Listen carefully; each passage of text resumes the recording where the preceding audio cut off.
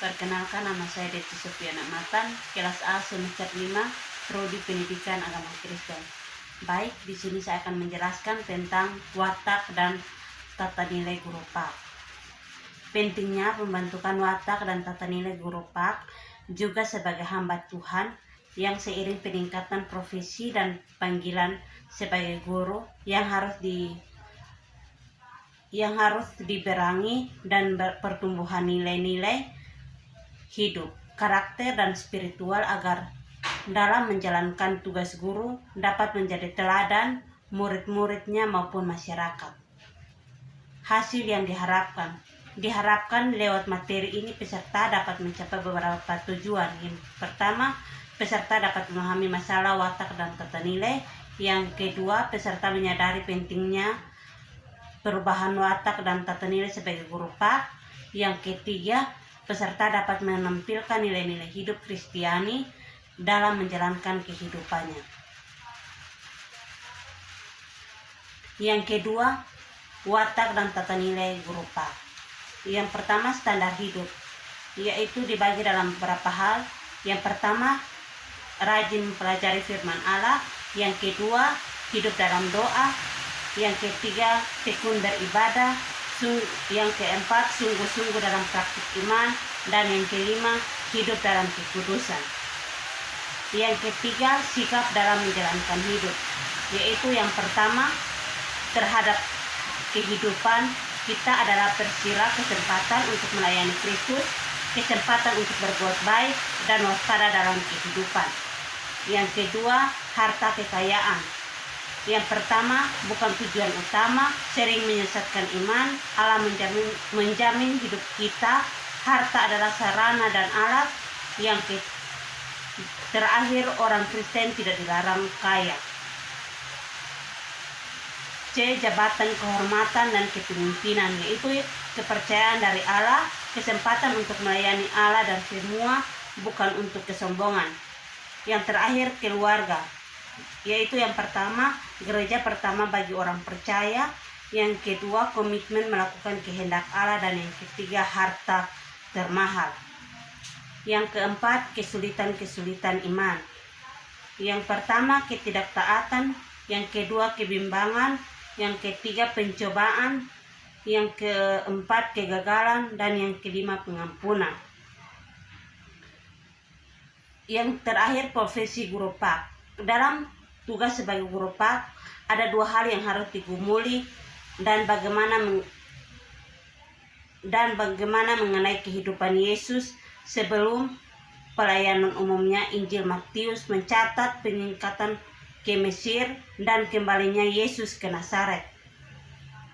Lalu segera masuk ke dalam pelayanan Yohanes Pembaptis. Allah memperkenalkan Yesus Kristus. Injil Lukas yang menyajikan kejadian Kristus dalam bait Allah pada usia 12 tahun.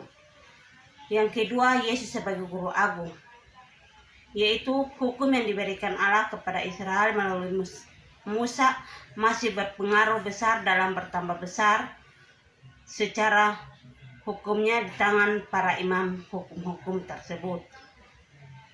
Yang pertama, mengajar sebagai nabi. Dikarenakan tidak ada nabi yang lebih besar daripada Yesus, maka penyataan dan rubutan yang diajarkan oleh Yesus lebih lengkap, lebih besar, dan lebih kompleks daripada semua pengajaran yang diberikan oleh orang-orang yang dijadikan nabi oleh Tuhan Allah. Nubuat Yesus yang terutama yang merupakan jawaban atas penyertaan murid-muridnya tentang kehidupannya dan tanda-tanda kesudahan dunia Allah. Yang kedua, Yesus mengajar sebagai iman. Seperti halnya sang guru agung mengajar dengan baik kenabian, demikian juga pula Yesus memenuhi syarat sebagai imam besar dan penjelmaan dari semua syarat yang harus dimiliki sebagai iman guru agung. Sebagai orang iman, Yesus menggenapi definisi utama bagi seorang iman, yaitu seorang laki-laki yang dipantut angkat untuk bertindak bagi orang lain dalam perkara-perkara yang kecil yang menggenapi pengajaran seorang iman. yaitu mempersembahkan korban-korban dan menjadi perantara besar antara Allah dan manusia.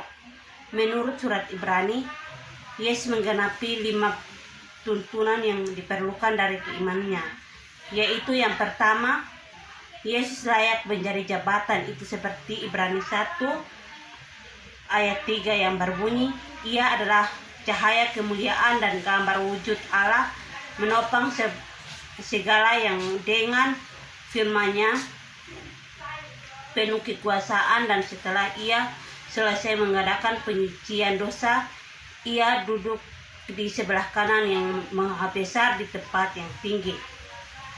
Yang kedua, Yesus diangkat oleh menjadi iman agung.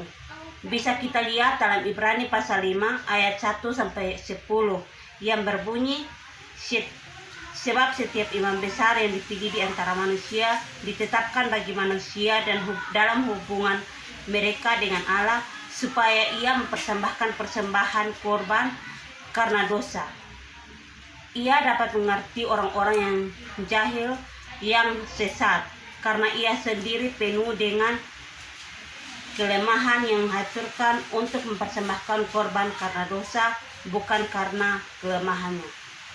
Yang ketiga, keimanannya merupakan yang paling unggal daripada semua iman yang penuh dimiliki oleh bangsa Israel. Bisa kita lihat dalam kitab Ibrani pasal 8 ayatnya yang ke-6 yang berbunyi, tetapi sekarang ia telah mendapat suatu pelayanan yang jauh lebih agung yang pernah dimiliki oleh harga bangsa Israel.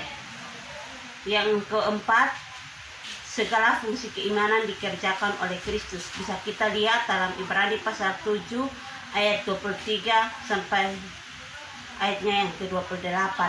Yang kelima, keimanannya kekal, menunjukkan keunggulan dan kesempurnaannya. Bisa kita lihat dalam Ibrani pasal 8 ayat 1-2. Yang ketiga, Yesus mengajar sebagai raja. Ketika Yesus ia datang, ia sebenarnya menggenapi tuntunan dan raja yang dinubuatkan.